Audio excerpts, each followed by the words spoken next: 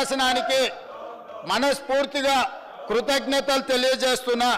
7 మంది జడ్జిలలో 6 మంది జడ్జిలు రాష్ట్రాలకు ఏబిసిడి వర్గీకరణ చేయడానికి అనుమతి ఇచ్చింది.